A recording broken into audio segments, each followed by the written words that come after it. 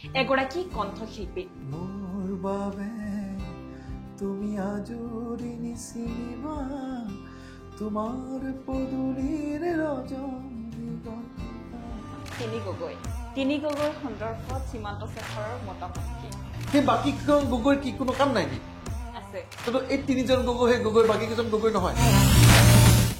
মইতো আজি কেইদিনমান আগতে কৈছিলো 0টাক আপোনালোকে হিৰো বনাই আছে, তেওঁ মোৰ কাৰণে গগৈ নহয়। আহোমে সদায় অসম ৰক্ষা কৰিছে, তেওঁ মোৰ কাৰণে বদন বৰগোহাঁই। যেতিয়া এজন সিংহ সন্মুখত সিংহ ঘূৰাবৰ কাৰণে বহুত খিয়াল ল'ব। যেদিনাই অসমীয়া জাতীয় জীৱন, অসমীয়া খিলঞ্জীয়া মানুহ, অসমৰ হিন্দু মানুহখিনিৰ কথা হৃদয়ংগম কৰিব, সিদিনাৰ পৰা তেখেতসকলৰ আশীৰ্বাদ, ৰাইজৰ আশীৰ্বাদ তেখেতসকলে পাব। যেদিনালৈকে বাংলাদেশৰ পিঠিত উঠি থাকিব সেনেলৈকে সেই পিঠিত উঠতে যাব লাগিব। পুৰুষৰ এটা বৰ ইণ্টাৰেষ্টিং কথা আছে, আজিকালি ৰিলছত আহিলে হাৰ মাৰ্ক কো দৰ্দ হয়নে? তেওঁলোকে দেখাব নোৱাৰে। দেখাব সমাজে হাঁহি, পুৰুষে যদি কান্দে সমাজে কাপুৰুষ বুলি কয়, কিন্তু পুৰুষে যেতিয়া কষ্ট পায় তেতিয়া হয়তো পুৰুষে বুজাব। প্ৰীতি কংকনাৰ প্ৰিয় অভিনেত্ৰীটো ক'বই লাগিব, শ্বি ইজ ভেৰি ফেণ্টাষ্টিক এক্টৰ। তো আমাৰ শিল্পী সমাজক মই আজিকালি কওঁ যে শিল্পী সমাজ স্মাৰ্ট হ'ল আজিৰ তাৰিখত। তেখেতসকলে গম পালে যে গোটেইখনক ৰামপাত টুপি পিন্ধালে, মাতি মাতি মাতি মাতি টুপি পিন্ধালে, শ্লোগান দিলে, কিবা কৰিলে, গান গালে, চিঞৰিলে। বেচেৰা শিল্পী সমাজ। কা আন্দোলনটোৰ কথা নকওঁ, কা আন্দোলনটো মই বেলেগ। কা আন্দোলনটোত মই এটা কথা কৈছোঁ যে মই আমাক আচলতে প্ৰথমতে আমি আন্দোলন যোৱাই নাছিলোঁ। সেইখিনি সময়ত আমি বস্তুটো বুজি নাপালোঁ। ইমান কেঅটিক কণ্ডিশ্যন ক্ৰিয়েট কৰি দিলে যে আমি ভাবিলোঁ হয় নেকি 3 কোটি বাংলাদেশী ৰখি আছে। এতিয়াই গম পালোঁ বাংলাদেশে যিকেইটা আছে সেইকেইটাক ৰাখিবলৈ ছাৰকেইটাই চিঞৰি আছে। এতিয়া মই কেইটামান ভুল কৰিছোঁ, কিন্তু মই নকওঁ যে উস্তানি মাৰি এনে কৈ লাভ নাই যে নাই নাই নাই মই চব ঠিকেই কৰিছোঁ, তেনেকুৱা নহয়। মানুহ মাত্ৰে ভুল হয়। এবাৰ ভুলতে কিবা কিবি কৈও পাইছিলোঁ। এতিয়া কিয় ক'লৈতো ঘূৰাই ল'ব নোৱাৰি, মানুহৰ কথাটো ওলাই গ'লে ওলাই দিব, ঘূৰাই দিব নোৱাৰি না। এবাৰ গ'ল মানে গ'ল আৰু হিৰৰ নিচিনা। এতিয়া সেই ভুলটোক মই শুধৰাই লৈছোঁ, সেইটোহে মোৰ দায়িত্ব। সেই ভুলটোক লৈ যিসকলে সমালোচনা কৰিছিলে মোক বুজাই দিলে যে ভুল হৈছে দেই সীমান্তটো ঠিক কৰ।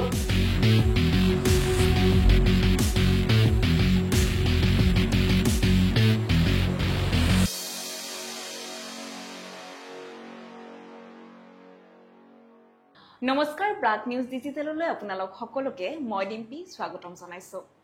এগৰাকী কণ্ঠশিল্পী আৰু অসমীয়া চলচ্চিত্ৰৰ এগৰাকী যোদ্ধা, এগৰাকী ৰাজনৈতিকবিদ তথা সামাজিক কাৰ্যকৰ্তা, অসমীয়া চলচ্চিত্ৰ বিত্ত আৰু উন্নয়ন নিগমৰ অধ্যক্ষ তথা সাম্প্ৰতিক সময়ৰ বিজেপি দলৰ এগৰাকী আগশাৰীৰ নেতা।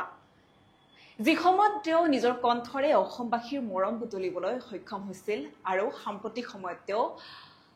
সামাজিক কামেৰে জয় কৰিবলৈ সক্ষম হৈছে হাজাৰজনৰ মন।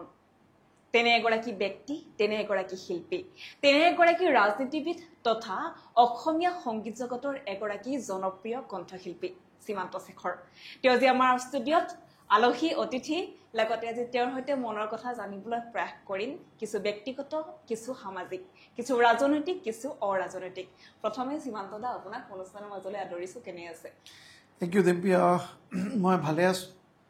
আৰু আশা কৰিছোঁ তুমিও ভালে আছা। ভালে আছোঁ। বৰ্তমান কি কামত ব্যস্ত আছে? বহুতখিনি কাম কৰি আছোঁ এতিয়া, অকল এটা কাম নহয়, কিন্তু যিখিনি কৰি আছোঁ ভাবিছোঁ ঠিকেই চলি আছে। এই সংগীতৰ পৰা ৰাজনীতিলৈ এই যিটো আপোনাৰ এটা যাত্ৰা, সেই যাত্ৰাটো আচলতে আপোনাৰ কেনেকৈ আৰম্ভ হৈছিল?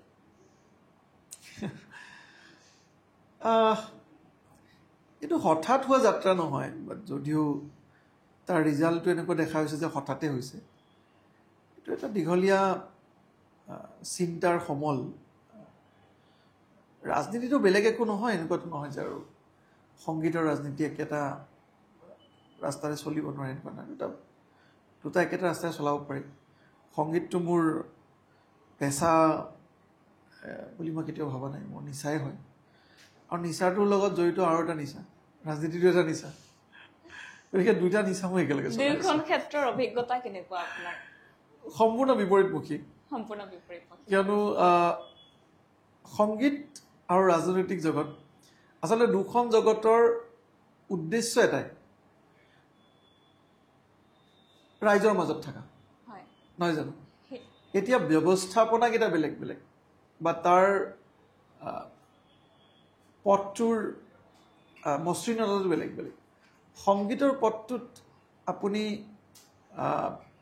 আপোনাৰ অনুৰাগী আপোনাক ভাল পোৱা ব্যক্তিৰ সংখ্যা অগণন কিন্তু ৰাজনৈতিক পথটোত আপোনাৰ অনুৰাগীসকল ঠিক সংগীতৰ অনুৰাগীৰ নিচিনা নহয় আৰু আপোনাক ভাল পোৱা আৰু বেয়া পোৱা সমান সমান মানুহ থাকে কিন্তু সংগীতৰ ক্ষেত্ৰখনত মোৰ এটা বস্তু কি ভাল লাগে যে মোক বেয়া ৰাজনৈতিকভাৱে যিসকলে মোৰ আদৰ্শগত মোৰ ব্যৱধান আছে তেখেতসকলৰ লগত সেইবোৰ মানুহৰো বহুতখিনি মোৰ আকৌ সংগীতৰ অনুৰাগী আছে গতিকে সেইটো এটা বেলেগ ধৰণৰ অভিজ্ঞতা যে ৰাজনৈতিক আদৰ্শ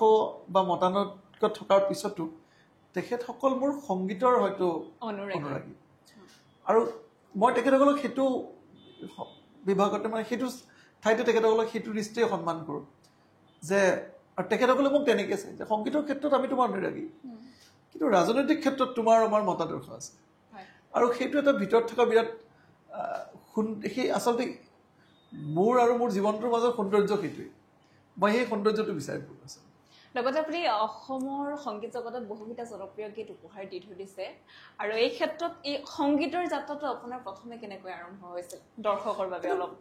মই প্ৰতিটো ইণ্টাৰভিউত কওঁহে যে সংগীতৰ যাত্ৰাটো আৰম্ভ হোৱাটো এটা বেলেগ দীঘলীয়া মানে ইণ্টাৰভিউ লাগিব বা দীঘলীয়া কথা লাগিব বাট কিন্তু ডিব্ৰুগড় বিশ্ববিদ্যালয়ৰ পৰা আৰম্ভণি নাই মোৰ সংগীতৰ যাত্ৰা আৰম্ভ হৈছে টিহুৰ পৰা আৰু তাত মই প্ৰথম আদিপাঠ লৈছোঁ মোৰ গুৰু আছিলে আমাৰ মহেশ শৰ্মা ছাৰ কেইদিনমান আগতে মই গৈ আছোঁ শৰ্মা ছাৰৰ তাত প্ৰথম সংগীতৰ আদিপাঠ লৈছিলোঁ টিহু ভাতখান্দে সংগীত বিদ্যালয় আছিলে তেতিয়া তাৰপিছত হাইস্কুলত পঢ়ি থাকোঁতে টিহু হাইস্কুলত পঢ়ি থাকোঁতে গানৰ চৰ্চা চলিছিলে টিহুৰ বিভিন্ন অঞ্চলত ওচৰ চুবুৰীয়া গাঁওবিলাকত মই ফাংচন কৰিবলৈ গৈছিলোঁ কম্পিটিশ্যন কৰিবলৈ গৈছিলোঁ তাৰপিছত মই টিহুৰ বিহু ফাংচনত গান গাই পেলাই কেছেটত গান গাবলৈ সুযোগ পালোঁ তাৰপিছত ডিব্ৰুগড় বিশ্ববিদ্যালয়ত গানৰ এক আৰু এটা বেলেগ মানে কানেকশ্যনছ পালোঁ গতিকে দুটা ঠাইৰে মোৰ মানে অভিজ্ঞতা আছে আৰু তেনেকেই লাহে লাহে লাহে লাহে এখোজ দুখোজকৈ আগবাঢ়িছিলে আৰু নিৰ্বাচন আহি আছে ইলেকশ্যন খেলিব আমি শুনামতে টিহু সমষ্টিৰ পৰা বিজেপি দলৰ প্ৰাৰ্থিত্বৰ অংশীদাৰ আপুনি এই ক্ষেত্ৰত কি ক'ব চাওক শুনিবলৈতো বহুত কথা আপুনি যেনেকৈ শুনে ময়ো শুনো আজিকালি নিউজ পৰ্টেলে কিবা কিবি বজাই থাকে কিন্তু মোৰ আজি আপোনাৰ ইণ্টাৰভিউটোত মই সেই নিউজবোৰ বাজিলে মই নিজে আচৰিত হওঁ যিটো বস্তু মই নিজে নাজানো নিউজে কেনেকৈ জানে মই একদম বিৰাট আচৰিত হৈছোঁ যে মই নজনা বস্তুটো নিজে কেনেকৈ জানে ইণ্টাৰেষ্টিং বস্তুটো হৈছে কি ভাৰতীয় জনতা পাৰ্টীত যদি মই কওঁ যে কোনো কেণ্ডিডেটে বা কোনো ব্যক্তিয়ে অহাকালি কি হ'ব নাজানে আৰু নজনাটো আমাৰ এক আদৰ্শ যেনেকৈ বেলেগ দলত 1 বছৰ 2 বছৰ আগতে গম পাই যায় যে 1 বছৰ পিছত এইটো হ'বলৈ আছে ভাৰতীয় জনতা পাৰ্টীত নেক্সট ঘণ্টাত কি হ'ব এইটো কোনো গম নাপায় তাৰপিছত যেতিয়া নিউজবোৰ আহে নহয় নিউজবোৰ যেতিয়া আহে নহয় সেইবোৰ আমাৰ কাৰণে খুব এণ্টাৰটেইনমেণ্ট হয় মানে এতিয়ালৈকে আপুনি চিয়ৰ নহয় কেতিয়াও নহয় মই নহয় কোনো চিয়ৰ নহয় লগতে আপুনি যেতিয়া ৰাজনীতিত আহিলে এই ক্ষেত্ৰত সাংস্কৃতিক ক্ষেত্ৰখনত আপোনাৰ কিবা প্ৰভাৱ পৰিছে নেকি মোৰ ভাল হৈছে মোৰ কিয় ভাল হৈছে চাওক মই মাননীয় মুখ্যমন্ত্ৰী ডাঙৰীয়াই মোক যিটো দায়িত্ব দিছে অসম ৰাজ্যিক চলচ্চিত্ৰ বিতৰণ নিগমৰ অধ্যক্ষ যিটো দায়িত্ব দিছে সেই দায়িত্বটোৰ লগত অসমৰ সাংস্কৃতিক জগতখনৰ বহুতকেইটা কৰণীয় কাম মোৰ আওতাত পৰে যিকেইটা মই কৰিব লগা হয় বা যাক মই মোৰ দায়িত্বৰ ভিতৰত মই কৰিব লাগে এতিয়া মোৰ সুবিধা হৈছে কি মই শিল্পীসকলক চিনি পাওঁ বা মোক তেখেতসকলে চিনি পায় বহুতে মোক নিজৰ ভাইটিৰ নিচিনা সীমান্ত বুলি মাতে তো মোক তেখেতসকলে মোৰ লগত এপ্ৰ'চ কৰিবলৈ বহুত ইজি হৈ যায় কাৰণ মই জানো প্ৰব্লেমটোৰ বিষয়ে জানো বা প্ৰব্লেমটো ক'বলৈ বা তেওঁৰ কথাটো ক'বলৈ মোক বিৰাট সুবিধা পায় গতিকে মোৰ কাৰণে বিৰাট ডাঙৰ এডভান্টেজ হৈছে যে মই তেখেতসকলৰ ইণ্টাৰেকশ্যন কৰি তেখেতসকলৰ মনটো বুজি পাওঁ বা তেখেতসকলৰ কথাখিনি বুজি পাওঁ সেইটো মোৰ কাৰণে খুব এটা ডাঙৰ এডভান্টেজ বুলি ক'ব পাৰোঁ লগতে আৰু এটা বিষয় জানিম অসমৰ ৰাজনীতিৰ বিৰোধী দলৰ এটা চৰ্চা তিনি গগৈ সন্দৰ্ভত সীমান্ত শেখৰৰ মতামত কি চাওক এইটো ক্ষেত্ৰত মাননীয় মুখ্যমন্ত্ৰী ডাঙৰীয়াই তেখেতৰ স্পষ্ট আৰু সকলোৱে বুজি পাব পৰাকৈ মন্তব্য অলৰেডি আগবঢ়াই থৈ দিছে অসমৰ ৰাইজে মই কৈছোঁ অসমৰ ৰাইজে মাননীয় মুখ্যমন্ত্ৰী ডাঙৰীয়াই এই যিটো টেগলাইন এই টেগলাইনটোৰ বিষয়ে এই টেগলাইনটোৰ উদ্দেশ্যৰ বিষয়ে তেখেতে বৰ ধুনীয়াকৈ অসমৰ ৰাইজক বৰ্ণনা কৰি থৈছে গতিকে তেনে ক্ষেত্ৰত তেখেতে কোৱা প্ৰতিটো কথাই এতিয়া হ'ব ধৰিছে যিটো আজিৰ পৰা কেইবছৰমান আগত কৈছিলে এতিয়া মোক যেতিয়া আপুনি 3 গগৈৰ কথা সোধে তেতিয়াহ'লে মইতো 3জন গগৈক চিনি পাওঁ এজন হৈছে পবিত্ৰ মাৰ্ঘেৰিটা গগৈ যোনে আজিৰ তাৰিখত আহোম জনগোষ্ঠীৰ ধ্বজা উৰুৱাই আছে মই তেখেতক প্ৰাধান্য দিম ঠিক তেনেকৈ মই আমাৰ উজনি অসমৰ যিসকল আহোম সম্প্ৰদায়ৰ ভাৰতীয় জনতা পাৰ্টীৰ সন্মানীয় MLA আছে তেনেকৈ সুশান্ত দা আছে তেনেকৈ যোগেন মোহন আছে তেনেকৈ ধৰ্মেশ্বৰ কোঁৱৰ আছে তেনেকৈ আজিৰ তাৰিখত বিভিন্ন কেইজন আহোম সম্প্ৰদায়ৰ আমাৰ চক্ৰধৰ গগৈ আছে যিমান কেইজন আছে আমিতো তেখেতসকলকে গগৈ বুলি মৰম কৰোঁ বিৰোধী দলৰ বুলি মই সেইকাৰণে মই আপুনি যেতিয়া বিৰোধী দল বুলি কৈছে বিৰোধী দলৰ গগৈটো বহুত আছে বহুত গগৈ আছে তেতিয়াহ'লে এই মাত্ৰ 3জন মানুহৰ নাম লৈ পেলাই কিয় ইমান পাব্লিচিটি কৰা হৈছে বাকী কেইজন গগৈ নহয় নেকি একো কাম নাই বিৰোধী দলত সেইটো ভাৰতীয় জনতা বিৰোধী দল বুলি ক'লে কংগ্ৰেছত বহুত গগৈ আছে আমাৰ ৰাইজৰ দলতো কি কয় বহুত গগৈ আছে বেলেগ দলতো বহুত গগৈ আছে বিৰোধী দলক এটা কথা কৈছোঁ সেই বাকী কেইজন গগৈৰ কি কোনো কাম নাই নেকি তো এই 3জন গগৈ সেই গগৈ বাকী কেইজন গগৈ নহয় তো কিয় আপোনালোকে মিছামিছি এনে পাব্লিচিটি দি আছে মইতো আজি কেইদিনমান আগতে কৈছিলোঁ 0টাক আপোনালোকে হিৰো বনাই আছে মানুহে ক'লে ৰাজনীতিক হ'ব এতিয়া 0 কোনজন গগৈ 0 তেওঁতো দেখুৱাই দিলে যেতিয়া তেওঁ অবৈধ বাংলাদেশীৰ পক্ষত থিয় হ'লে অসমীয়া জনগণক অসমীয়া খিলঞ্জীয়াই যিটো বস্তু হৃদয়ংগমৰে মাননীয় মুখ্যমন্ত্ৰী ডাঙৰে এই অবৈধ এই যিটো সকলক যি উচ্ছেদ কৰিছে যি ফিজিয়াৰ বা হেৰিৰ পৰা বনাঞ্চলৰ পৰা সেই বস্তুটোক তেওঁ আকৌ বিৰোধ কৰি পেলাই সেই মানুহ অংগত থিয় হৈছে যোনে অসমৰ সত্ৰ মাটি অধিকাৰ কৰিছে যোনে অসমৰ বনাঞ্চল অধিকাৰ কৰিছে যোনে অসমৰ ৰাইজৰ চৰকাৰৰ মাটি অধিকাৰ কৰি পেলাই মানে অসমৰ ৰাইজক তেখেতসকলে হেৰি কৰিছে অৱজ্ঞা কৰিছে তেখেতসকলৰ সন্মুখত দেখোন এজনে থিয় হৈছে গতিকে তেওঁ মোৰ কাৰণে গগৈ নহয় আহোমে সদায় অসম ৰক্ষা কৰিছে তেওঁ মোৰ কাৰণে বদন বৰফুকন বাৰু লগতে আৰু জানিম যে বিৰোধী মিত্ৰজোঁট সন্দৰ্ভত আপুনি কি ক'ব সেইটোতো মই আপোনালোকক কৈছোঁ মাননীয় মুখ্যমন্ত্ৰী ডাঙৰীয়া ইমান ধুনীয়াকৈ কৈ দিছে যে যেতিয়া এজন সিংহ সন্মুখত থাকে সিংহক হৰুৱাবৰ কাৰণে বহুত শিয়াল লগ লাগে হয়নে এতিয়া অসমৰ ৰাইজেতো জানে অসমৰ ৰাইজে আজিৰ তাৰিখত বিৰোধী ঐক্যৰ মেইন উদ্দেশ্য কি এইটো জানে বিৰোধী ঐক্যক আপোনালোকে সুধি লওকচোন আপোনালোকৰ উদ্দেশ্য কি তাহাঁতৰ উদ্দেশ্য বিজেপিক হৰুৱা মাননীয় মুখ্যমন্ত্ৰী হিমন্ত বিশ্ব শৰ্মা ডাঙৰীয়াক হৰুৱাবলৈ তেওঁলোকৰ চিন্তা তেখেতে এইটোতো নকয় যে অসমৰ উন্নতি কৈছে নেকি আজিলৈকে আপোনালোকে বিৰোধী কুৱেশ্যন কৰিব লাগে যে আজিৰ তাৰিখত আপোনালোকে বিৰোধী ঐক্যৰ উদ্দেশ্য কি তেখেতসকলে নকয় যে অসমৰ উন্নতি অসমৰ ৰাইজৰ উন্নতি অসমীয়া খিলঞ্জীয়া মানুহৰ জাতি মাটি আৰু ভেটি ৰক্ষাৰ উদ্দেশ্য নকয় তেখেতসকলে কয় যে গোটেই সোপাই লগ লাগি বিজেপিক ঘূৰাব লাগে আৰু সেইটো কেনেকুৱা উদ্দেশ্য হ'ব পাৰে আৰু সেইটো কোৱাৰ লগে লগে নিগেটিভ হৈ যায় আৰু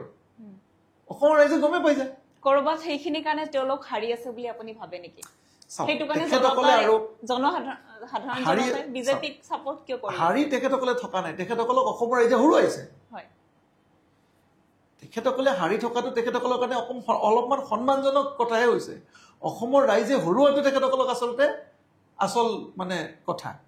তেখেতসকলক আৰু 100 বছৰ হৰুৱাব অসমৰ ৰাইজে যদি এতিয়াও তেখেতসকলে অসমৰ ৰাইজৰ অসমৰ খিলঞ্জীয়াৰ অসমৰ অসমীয়া জাতিটোৰ যদি তেখেতসকলে অসমীয়া জাতি মাটি আৰু ভেটি এই 3টা শব্দ অপহৰণ কৰি সেই 3টা শব্দ যদি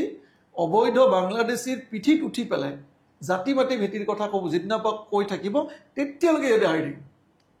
যেদিনাই অসমীয়া জাতীয় জীৱন অসমীয়া খিলঞ্জীয়া মানুহ অসমৰ হিন্দু মানুহখিনিৰ কথা অসমীয়া হিন্দু মানুহখিনিৰ কথা তেখেতসকলে হৃদয়ংগম কৰিব সিদিনাৰ পৰা তেখেতসকলৰ আশীৰ্বাদ ৰাইজৰ আশীৰ্বাদ তেখেতলোকে পাব যেদিনালৈকে বাংলাদেশৰ পিঠিত উঠি থাকিব সেনেলৈকে সেই পিঠিত উঠতে যাব জীৱনটো হয় লগতে এটা বেলেগ এটা কুৱেশ্যন কৰিম বাৰু এইখিনিতে এজন পুৰুষ হিচাপে জীৱনত আটাইতকৈ ডাঙৰ প্ৰত্যাহ্বান কি আৰ্থিক সমস্যা নেকি নে অন্য কিবা মই এতিয়া আৰ্থিক সমস্যা বুলি নকওঁ এজন এটোতো বেলেগ ফালে গুচি গ'ল কিন্তু কুৱেশ্যনটো বেলেগ ফালে গুচি গ'ল হয় আমি ৰাজনীতিৰ ফালে অকণমান গৈছিলোঁ এতিয়া কিছু ব্যক্তিগত কথালৈ আহিছোঁ এতিয়া এইটো এটা বিৰাট ডাঙৰ এটা মানে কি ক'ম আৰু উত্তৰ হ'ব আৰু প্ৰতিজন পুৰুষৰে নিজৰ নিজৰ বেলেগ বেলেগ দায়িত্ব থাকে কাৰোবাৰ সংসাৰৰ দায়িত্ব থাকে কাৰোবাৰ মাক দেউতাকৰ দায়িত্ব থাকে কাৰোবাৰ সমাজৰ দায়িত্ব থাকে কিন্তু এজন পুৰুষৰ অকল এটা দায়িত্ব নাথাকে বহুত দায়িত্ব থাকে আৰু পুৰুষৰ এটা বহুত ইণ্টাৰেষ্টিং কথা আছে আজিকালি ৰিলছত আহি থাকে হৰ মৰ্দ কো দৰ্দ হোতা হয় হয়নে তেওঁলোকে দেখাব নোৱাৰে এতিয়া I am not against the feminism মই এইটো কোৱা নাই and I am not supporting the মানে ফ্ল'ট also but it is obvious পুৰুষৰ বহুত সমস্যা থাকে কান্দিব নোৱাৰে তেওঁলোকে মানুহৰ ওচৰত সহজতে কান্দিলেতো ৰাইজে হাঁহিব সমাজে হাঁহিব পুৰুষে যদি কান্দে সমাজে কাপুৰুষ বুলি কয় কিন্তু পুৰুষে যেতিয়া কষ্ট পায় তেতিয়া হয়তো পুৰুষে বুজাব নোৱাৰে জীৱনত সুখী হ'বলৈ মানি ডাজন্ট মেটাৰ এই বাক্যষাৰ আপুনি সঁচা বুলি ভাবেনে নাই মই মিছা কওঁ মিছা পইচা মেটাৰ কৰে জীৱনত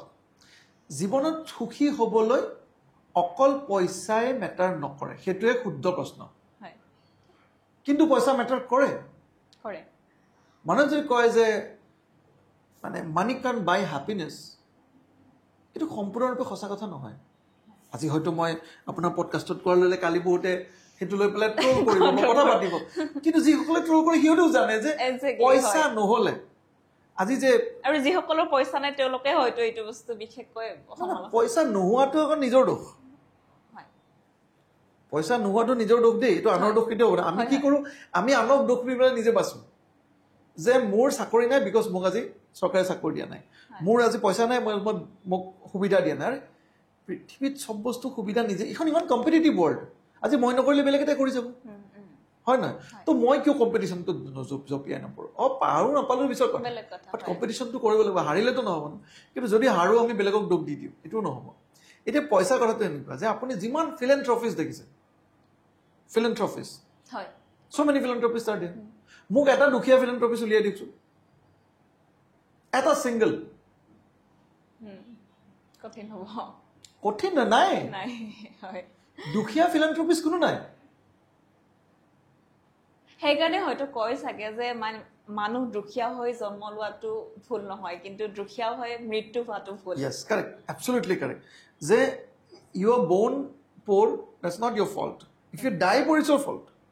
হয় কাৰণ চাওক আপুনি যদি দুখীয়া হৈ জন্ম লয় that means আপোনাৰ হাতত what is the meaning of দুখীয়াৰ মিনিংটো কি যে মোক যিকেইটা অপৰচুনিটি মোক সুবিধা লাগে সুযোগকেইটা মোৰ হাতত নাই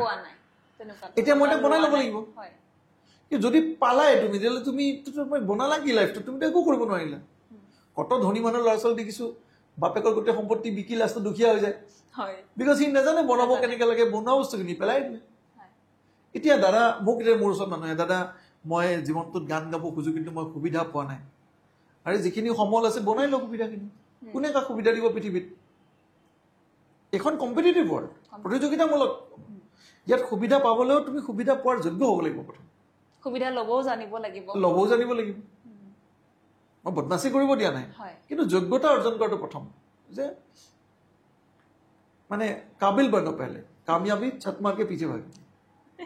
হয় লগতে আৰু কিছু ব্যক্তিগত কথালৈ আহিছোঁ আপুনি প্ৰথম প্ৰীতিবাক ক'ত লগ পাইছিলে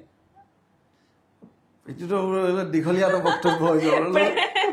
অলপ প্ৰেমলৈ আহিছোঁ আমি we met in social media social media পৰাই আৰম্ভ হ'ল আমাৰ প্ৰেমৰ প্ৰস্তাৱ কোনে দিছিলে প্ৰথমে নাই আমি কোনো দিয়া নাই কোনো দিয়া নাই তেনেকে বিয়া হৈ গ'ল মানে বিয়া হবি নেকি বিয়া হৈ গ'ল প্ৰেমৰ প্ৰস্তাৱ নিদিয়া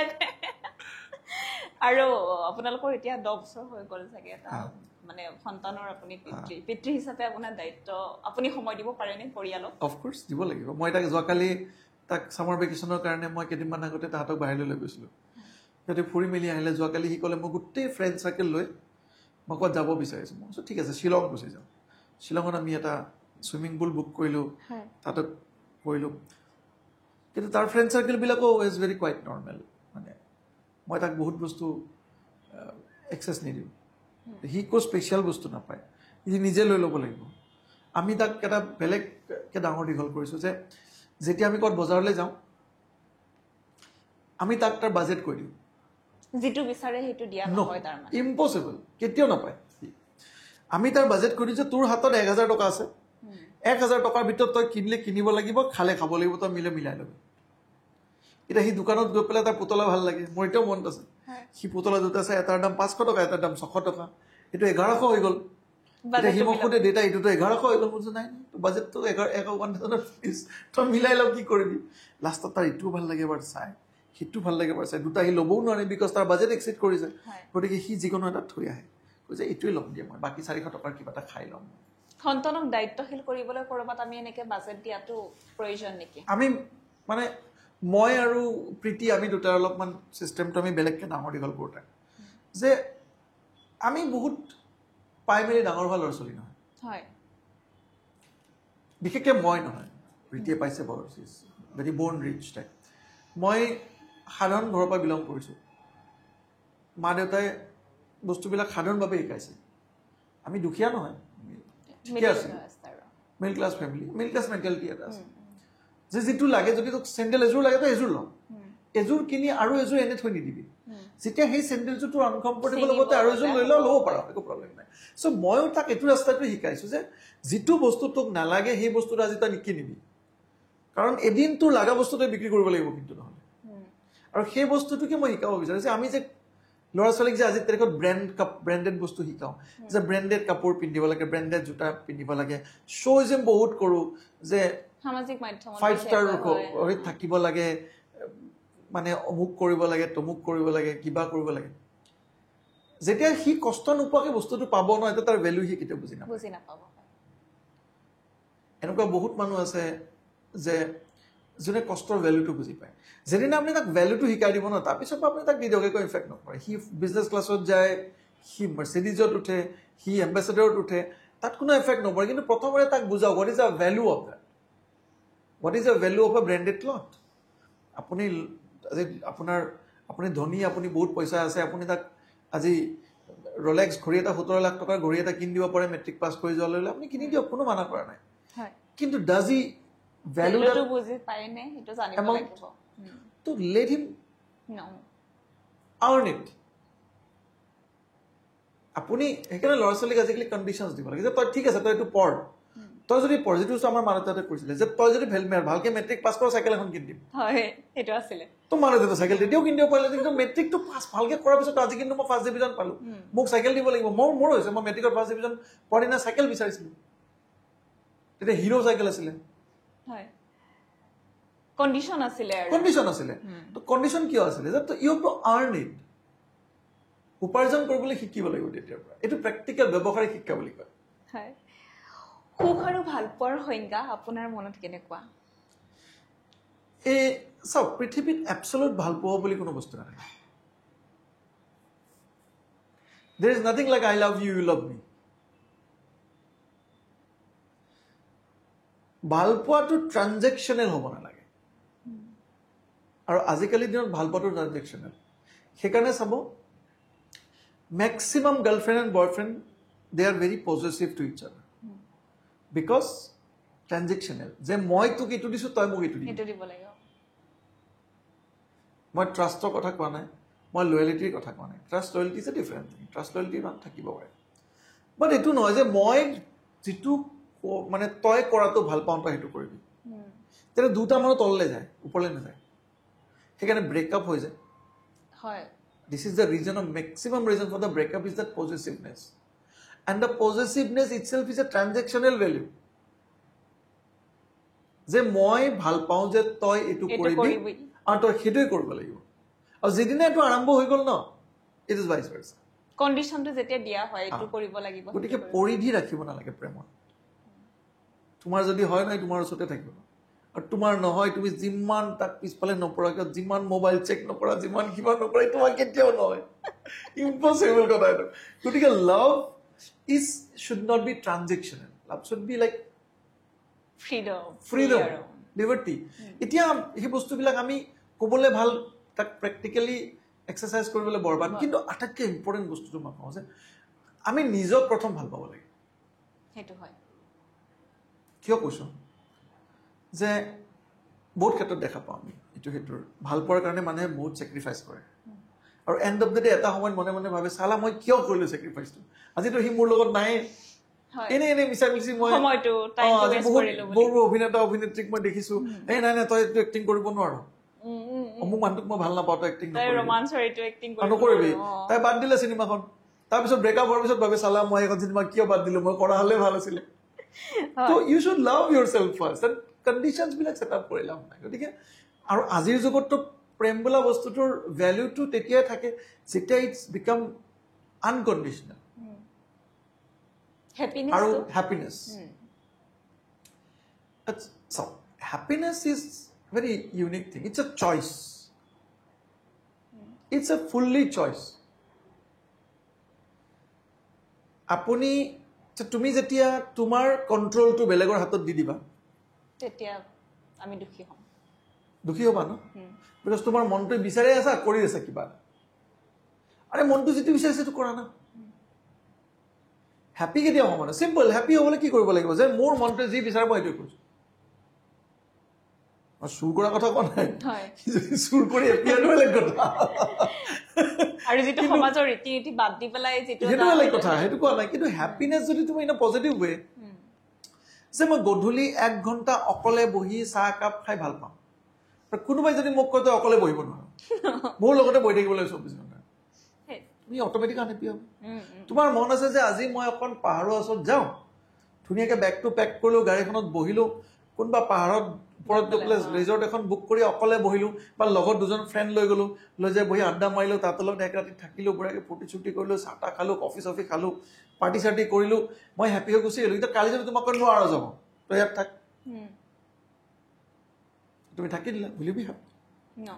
So I find happiness is freedom. Happiness is building yourself. Happiness is listen to your consciousness.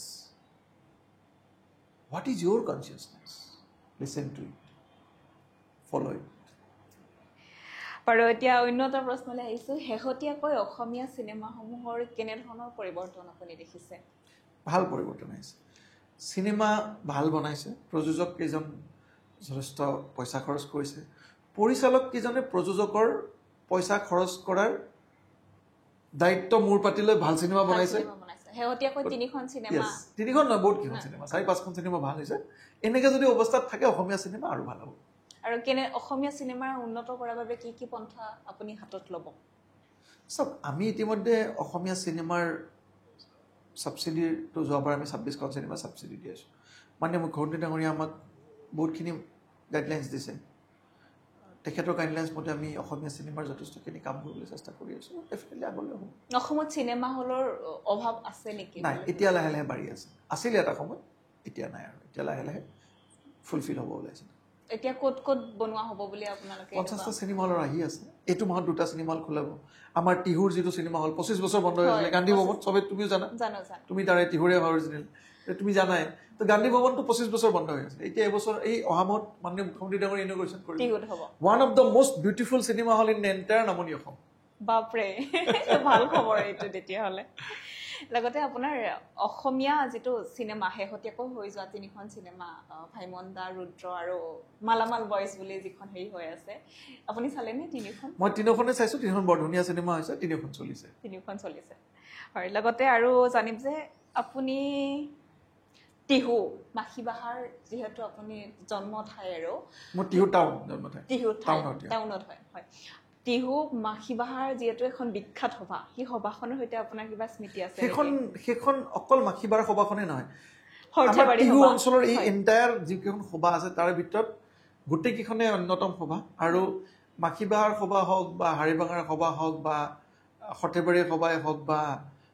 মানে আমাৰ বেলেগ বেলেগ ঠাইৰ সভা হওক প্ৰতিটো সভাৰ এটা এটা স্পেচিয়েলিটি আছে আমি জানো এতিয়া সভা কালচাৰটো আচলতে উজনিৰ ফালে নাই নাই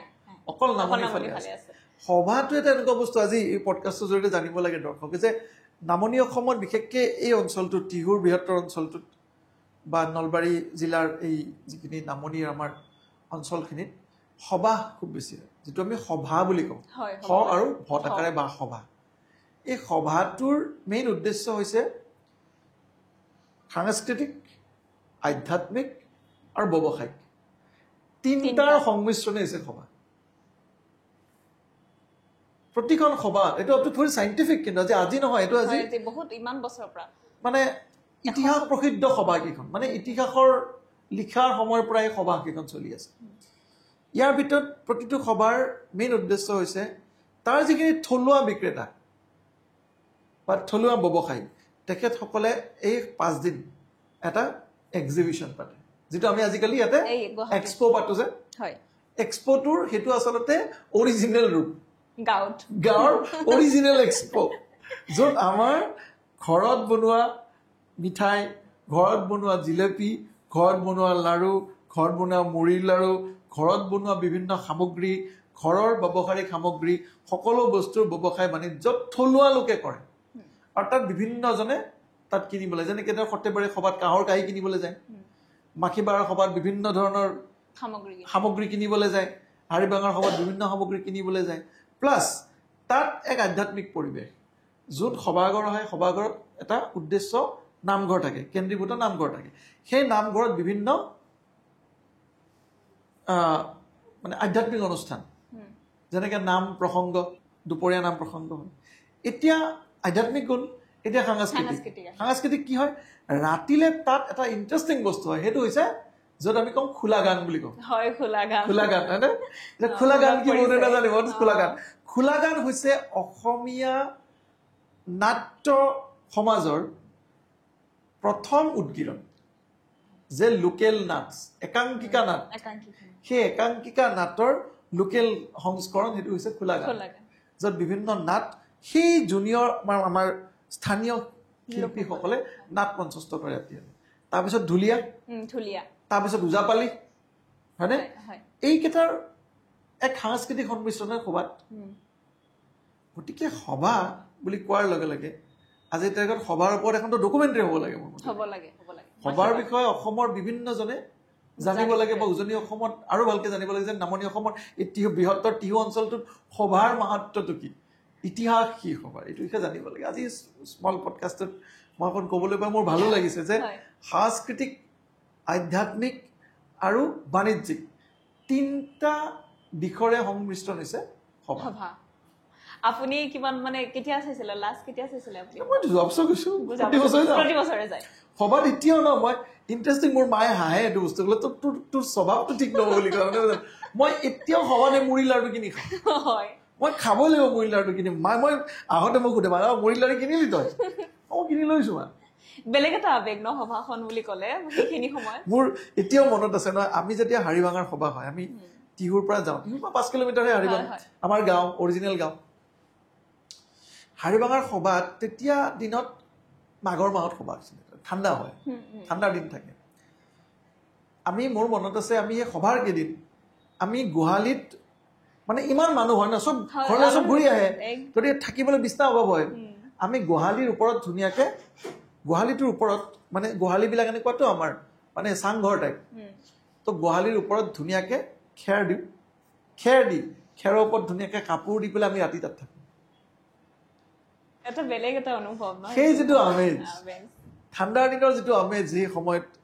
সেইটো মই কেতিয়াও পাহৰিব নোৱাৰোঁ মোৰ শৈশৱটো তেনেকৈ পাৰ হৈছে লগতে আৰু জানিম যে আপুনি মানে কিছুমান সময়ত যিদৰে আপুনি দৰ্শকৰ বা অসমবাসীৰ মৰম পাইছে কিছুমান সময়ত আপুনি বিতৰ্কৰ সন্মুখীন হৈছে এই ক্ষেত্ৰত আপুনি সমালোচনা কিদৰে গ্ৰহণ কৰে চাওক আপোনাৰ জীৱনটোত দুটা বস্তু খুব অপৰিহাৰ্য যদি আপুনি আপুনি ভাবিছে যে আপুনি কিবা এটা কৰিব পাৰিছে, আপুনি ইভেন টু চে দ্য ৰিজাল্ট না, মানে কাম এটা কৰিলে তো ৰিজাল্টটো আপুনি দুই প্ৰকাৰে পাব, এটা হৈছে আলোচনা, এটা হৈছে সমালোচনা। এতিয়া আপোনাৰ জীৱনটোত যদি কোনোৱে আপোনাক সমালোচনাই নকৰে, কোনোবাই যদি আপোনাক লৈ আলোচনাই নকৰে, আপুনি একো কৰি থকা নাই, তেতিয়াহ'লে সমালোচনা হ'বলৈ যোগ্যতা লাগিব। যোগ্যতাৰ কথা নাই, সমালোচিত হ'বলৈতো আপুনি 2 নম্বৰ কাম কৰিলে যেনে সমালোচনা কৰিব, সেইটোতো যোগ্যতা বুলি নকওঁ ন। সমালোচনা আপুনি চাব লাগিব যে আপুনি কি কৰ্ম কৰি সমালোচনা লৈছে। এতিয়া মই কেইটামান ভুল কৰিছোঁ, সেইটো মই নকওঁ যে উস্তাদি মাৰি এনে কৈ লাভ নাই যে নাই নাই নাই মই চব ঠিকে কৰিছোঁ, এনেকুৱা নহয়। মানুহ মাত্ৰে ভুল হয়, এবাৰ ভুলতে কিবা কিবি কৈও পাইছিলোঁ। এতিয়া কিয় ক'লেতো ঘূৰাই ল'ব নোৱাৰি, মানুহৰ কথাটো ওলাই গ'লে ওলাই দিব, ঘূৰাই দিবতো নোৱাৰি না। এবাৰ গ'ল মানে গ'ল আৰু তীৰৰ নিচিনা। এতিয়া সেই ভুলটোক মই শুধৰাই লৈছোঁ, সেইটোহে মোৰ দায়িত্ব। সেই ভুলটোক লৈ যিসকলে সমালোচনা কৰিছিলে মোক বুজাই দিলে যে ভুল হৈছে দেই সীমান্তটো ঠিক কৰ। এতিয়া এই যদি সমালোচনা কৰা মানুহখিনিক যদি মই গালি পাৰিবলৈ যাওঁ, কিয় মোক গালি পাৰিছে? আৰে মই ভুল কৰিছোঁ, মই গালি খাইছোঁ। এতিয়া ভুলটো মই ঠিক আছে মই হ'ব, মই নকৰোঁ এতিয়া পৰা ভুল, মোৰ সেইটোৱে দায়িত্ব। গতিকে মই সমালোচনা তেনেকৈ ভাবোঁ যে মই যদি ভুল কৰিছোঁ, মোক কোনোবাই গালি পাৰিছে, তেতিয়াহ'লে মোক মৰম কৰি গালি দিছে, তোৰ ভুল হৈছে, আমি বেয়া পাইছোঁ। কা আন্দোলনৰ সময়ত আপোনাৰ কা আন্দোলনটোৰ কথা নকওঁ, কা আন্দোলনটো মই বেলেগ। কা আন্দোলনটোত মই এটা কথা কৈছোঁ যে মই আমাক আচলতে প্ৰথমতে আমি আন্দোলন যোৱাই নাছিলোঁ, সেইখিনি সময়ত আমি বস্তুটো বুজি নাপালোঁ। ইমান কেঅটিক কণ্ডিশ্যন ক্ৰিয়েট কৰি দিলে যে আমি ভাবিলোঁ হয় নেকি 3 কোটি বাংলাদেশী ৰখি আছে। এতিয়াই গম পালোঁ বাংলাদেশে যিকেইটা আছে সেইকেইটাক ৰাখিবলৈ ছাৰকেইটাই গুচি কৰি আছিলে। তেতিয়া মই গম পাই বোলো ভূত আৰু এইটো নহ'ব। গোটেই শিল্পী সভাক তেখেতসকলে চেবটেজ কৰিলে। কি হ'ল আজি সঁচা কথাটো? আজি তাতে মোক এটা কথা কওঁ যে যদি আমি নামানোকে চিঞৰিলে তেখেতসকলে, ঠিক আছে নামানিলা তোমালোকে, এতিয়া নামানিলা দিয়া, দেখুৱাই দিয়াচোন কিমান কোটি বাংলাদেশী সোমাল। এতিয়া যিকেইটাই নামানোকৈ চিঞৰিছিলে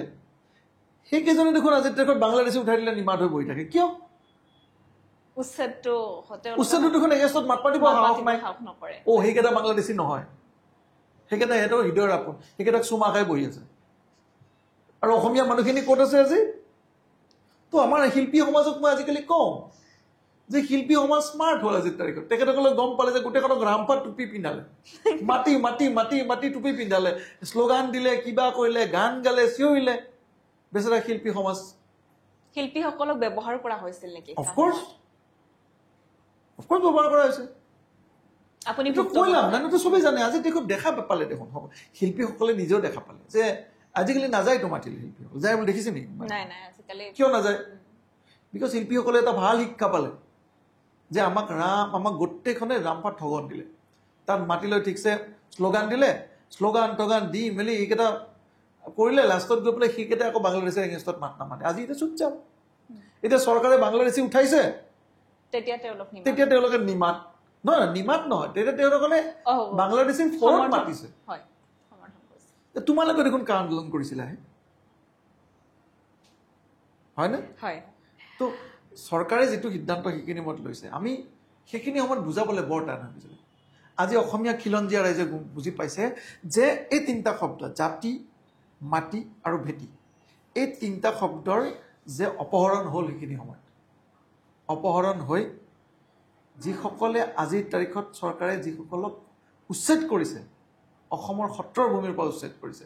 অসমৰ বনাঞ্চলৰ পৰা উচ্ছেদ কৰিছে, অসমৰ জলাশয়ৰ পৰা উচ্ছেদ কৰিছে, তেখেতসকলে জাতি, মাটি আৰু ভেটি এই 3টা শব্দৰ অপহৰণ কৰি নিজৰ সুবিধাৰ কাৰণে অসমীয়া খিলঞ্জীয়া ৰাইজক ঠগিলে। আৰু আজি যেতিয়া চৰকাৰে, মাননীয় মুখ্যমন্ত্ৰী হিমন্ত বিশ্ব শৰ্মা ডাঙৰীয়াই আচল জাতি, মাটি আৰু ভেটিৰ ৰক্ষা কেনেকৈ হয় তাৰ যেতিয়া সন্মুখত উদাহৰণ দেখুৱাই দিছে, তেতিয়া অসমীয়া ৰাইজ আজি তেখেতৰ লগত থিয় হৈছে। আপুনি ভাবে আগন্তুক আৰু বিধানসভা 2026 নিৰ্বাচনত বিজেপি চৰকাৰ আহিব বুলি? মই ভাবাৰ একো কথা নাই। আজি অসমৰ ৰাইজে ভাবিছে। আপুনি যাওকচোন গাঁৱত সোধক যে মাননীয় মুখ্যমন্ত্ৰী ডাঙৰীয়াৰ নেতৃত্বত ভাৰতীয় জনতা পাৰ্টীৰ অহা বছৰ আপোনালোকে ইলেকশ্যনত কিমান ভোট পাব? ৰাইজৰ প্ৰতিটো ৰাইজে ক'ব। আপোনাক প্ৰতি ঘৰত থকা আই মাতৃয়ে ক'ব, প্ৰতি ঘৰত থকা ভাতৃসকলে ক'ব, ভগ্নীসকলে ক'ব, খুৰাসকলে ক'ব, দদাইদেউসকলে ক'ব। পেহাসকলে ক'ব, পেহীসকলে ক'ব, সকলোৱে ক'ব যে এইবাৰ আকৌ এবাৰ ভাৰতীয় জনতা পাৰ্টীৰ মাননীয় মুখ্যমন্ত্ৰী ডক্টৰ হিমন্ত বিশ্ব শৰ্মা ডাঙৰীয়াৰ নেতৃত্বত অসমত আকৌ এবাৰ বিজেপি চৰকাৰ। আপুনি দৃঢ় বিশ্বাস আপোনাৰ? মই কৈছো যে মই বিশ্বাস বুলি কোৱা নাই, মই তেখেতসকলে যিটো ক'ব সেইটোৱে আপোনালোকক কৈছো। আমাক এই বিশ্বাসটো কোনে দিছে? সাধাৰণ ৰাইজে দিছে। কিয় দিছে? যে খিলঞ্জীয়াৰ অধিকাৰ ৰক্ষাত মাননীয় মুখ্যমন্ত্ৰী ডাঙৰীয়া আজিৰ তাৰিখত মাত মাতা নাই। তেখেত নেতা আমাৰ আজিৰ তাৰিখত খিলঞ্জীয়া অধিকাৰ ৰক্ষাৰ নেতা, যিয়ে সাহসেৰে থিয় হৈছে। লগতে বহুত কথা পাতিলো ৰাজনৈতিক, ব্যক্তিগত, আৰু এইখিনিতে ৰিপিট ফায়াৰ হিচাপে কেইটামান পোনপটীয়া কুৱেশ্যন থাকিব, যিকেইটাত আপোনাৰ চমুকৈ উত্তৰ দিব লাগিব। আপোনাৰ প্ৰিয় ৰাজনীতিবিদ অসমৰ ক্ষেত্ৰত? মাননীয় মুখ্যমন্ত্ৰী ডক্টৰ হিমন্ত বিশ্ব শৰ্মা। আৰু প্ৰিয় কণ্ঠশিল্পী? জুবিন গাৰ্গ। প্ৰিয় চিনেমা 3খন অসমৰ? এখনটো ৰঘুপতি, তাৰপিছত এখন হিয়া দিয়া নিয়া, আৰু এখন সদ্যহতে এখন আমাৰ যিখন ৰিলিজ হৈছে ভাইমন্দা। প্ৰিয় অভিনেতা? প্ৰিয় অভিনেতা যতীন বৰা। প্ৰিয় অভিনেত্ৰী? অকল যতীন বৰা নহয়, গোটেইকেইজনে আছে প্ৰিয়। প্ৰিয় অভিনেত্ৰী? বহুত কেইগৰাকী আছে প্ৰিয় অভিনেত্ৰী। মোৰ যদি কওঁ যে মৃদুলা বৰুৱা আমাৰ প্ৰিয় অভিনেত্ৰী, বিদ্যা বাইদেউ, বিদ্যাৰাও ডাঙৰীয়া বহুত প্ৰিয় অভিনেত্ৰী আছে। আৰু প্ৰীতি কংকনা? চব প্ৰীতি কংকনাৰ প্ৰিয় অভিনেত্ৰীটো ক'বই লাগিব, নহ'লে মাকে বলে বাট শ্বি ইজ ভেৰি ফেণ্টাষ্টিক এক্টৰ। তাইৰ কথা এটা মই কওঁ যে মোৰ পত্নী হিচাপে মই তাইক কেতিয়াও কোনো জেগাত স্কোপ দিয়া নাই। সেইটো মই অপেনলি কওঁ যে মই পত্নী হিচাপে তোক যে তই পত্নীৰ কাৰণে এক্টিঙত স্কোপ পাইছো, এইটো আজিলৈকে হোৱা নাই। মই ক'তো কোৱাও নাই, তাই যোৱাও নাই। যি কৰিছে তাই নিজৰ বলত কৰিছে, নিজৰ শক্তি বলত কৰিছে, নিজৰ প্ৰতিভা বলত কৰিছে। ৰবি শৰ্মা নে যতীন বৰা? দুইজনে। এজন মই দুজনক কম্পিটিশ্যন ক্ৰিয়েট নকৰোঁ, বিকজ দুজনৰ জনৰ দুটা বেলেগ বেলেগ। মানুহে মিছামিছি কম্পিটিশ্যন কৰি আমাৰ মানে ফিল্ম ইণ্ডাষ্ট্ৰিটোৰ মানে কনফিউজন এটা ক্ৰিয়েট কৰিব। যতীন বৰাৰ এটা বেলেগ ধৰণৰ জনৰ আছে। তেওঁ কৰা অভিনয় আৰু ৰবি শৰ্মাই কৰা অভিনয় দুটা বেলেগ বেলেগ। এটা যদি উত্তৰ মেৰু, এটা দক্ষিণ মেৰু, তো দুটা মেৰু লগ লাগিলে পৃথিৱীটো চেপেটা হৈ যাবতো। দুটাক বেলেগ বেলেগ থাকিব দিয়ক, দুটাক বেলেগকৈ প্ৰশংসা কৰক। তথাপিও আমি এনেকুৱা হয় ন কেতিয়াবা, কিছুমান ক্ষেত্ৰত তেওঁক ভাল লাগে, কিছুমান ক্ষেত্ৰত যেতিয়া ফাইটিং চিন আহে তেতিয়া আমি ৰবি শৰ্মাক ভাল পাওঁ। যেতিয়া খুব দাৰুণ অভিনয় এটা লাগে, একদম ইম'চনেল, তেতিয়া যতীন বৰা অনন্য। প্ৰস্তুতি পৰাশৰ নে আঙুৰলতা অভিনয়ৰ ক্ষেত্ৰত? মই এইকেইটা বস্তু কৈছোঁ যে প্ৰস্তুতিবাক আমি এতিয়া ধৰক সৰুৰ পৰাই পাইছোঁ। এটা সময়ত মোৰ প্ৰস্তুতিবা আপুনি মোৰ ক্ৰাছ আছিল দে। এটা সময়ত আপুনি মানে যেতিয়া অভিনয় প্ৰস্তুতি পৰাশৰ এক্টিং চাবলৈ ভিতৰত লৈ যাওঁ। আৰু এতিয়া আঙুৰ মোৰ বান্ধৱী, আমি অলমষ্ট একেলগে মানে অভিনয় মানে সাংস্কৃতিক জগতত একেলগে কাম কৰিছোঁ বহুতবাৰ। গতিকে আঙুৰো খুব ভাল অভিনেত্ৰী। অসমৰ আটাইতকৈ প্ৰিয় ঠাইডোখৰ কোনডোখৰ আপোনাৰ? অসমৰ আটাইতকৈ প্ৰিয় ঠাইতো বহুত কেইজন আছে প্ৰিয় ঠাই। আমি নিজৰ ঘৰখনটো আটাইতকৈ প্ৰিয় হ'ব, হয় নাই? কাৰণ চাওক, আজিও মই এতিয়া যেতিয়া অলপ পিছত মই টিউ যাম, গতিকে তাত যোৱাৰ যিটো মজা, তাৰ লগৰ ল'ৰাবিলাকৰ লগত বহাৰ যিটো মজা, সেইটোতো আপুনি তুলনা কৰিব নোৱাৰে। তাৰোপৰি বহুত কিশোৰ ঠাই আছে মোৰ। মই গোৱালপাৰাখন বিৰাট ভাল পাওঁ, মই ডিব্ৰুগড়খন বিৰাট ভাল পাওঁ, মই শিৱসাগৰখন ভাল পাওঁ। কিবা চব জেগাৰে বেলেগ বেলেগ বেলেগ বেলেগ মানে মজা আছে। লগতে কেইগৰাকীমান ৰাজনৈতিক নেতাৰ নাম উল্লেখ কৰিম। প্ৰথম প্ৰতিক্ৰিয়াটো জানিম। Himanta Biswa Sarma, Chanakya, Sarbananda Sonowal, is very nice person, Jayanta Malla Baruah, straightforward and very bold, Piyush Hazarika, smart আৰু মৃদুভাগী, Rupjyoti Kurmi, Rupjiti is a very good entertainer plus very straight. Very straight. আৰু বিৰোধী দলৰ কেইগৰাকী নাম উল্লেখ কৰিম, আৰু লগতে আঙুৰলতা বা আঙুৰলতা ইজ ডিটাৰমাইণ্ড। লগতে অনুষ্ঠানৰ শেষত যিহেতু প্ৰথম পৰিচয় আপোনাৰ সংগীত আছিলে, এটা গানেৰে আজি অনুষ্ঠানটো সামৰণি কৰোঁ বুলি ভাবিছোঁ। এটা গীত গুণগুণাই দিব নেকি দৰ্শকৰ বাবে? লৈ যোৱা একেবাৰে থৈ দিয়া কাষৰতে আল ফুল মৰমেৰে কত দূৰ নোপোৱাকে দিলো মোৰ হিয়া তোমাক নজনাকে নজনাকে নজনাকে নজনাকে ব্যক্তিগতভাৱে মোৰ এটা প্ৰিয় গীত আছে আপোনাৰ মোৰ বাবে তুমি আজৰি আনিছিলা এইটো গানটো অকণমান শুনিব মন আছে মোৰ বাবে তুমি আজৰি নিছিঙিবা তোমাৰ পদূলিৰ ৰজনীগন্ধা এতিয়াতো মই তোমাৰ নহয় এতিয়া সময় যে মোৰ নহয় পাহৰিব খুজিও পাহৰা নহয় ধন্যবাদ সীমান্ত দা ব্যস্ততাৰ মাজত আহি আমাক এইকণ সময় দিয়াৰ বাবে লগতে বহুকেইটা কথা পাতিলেও ভাল লাগিল অনুষ্ঠানটো শেষত নিশ্চয়কৈ অসমবাসীয়ে আদৰি ল'ব আমাৰ এই পডকাষ্টটো ধন্যবাদ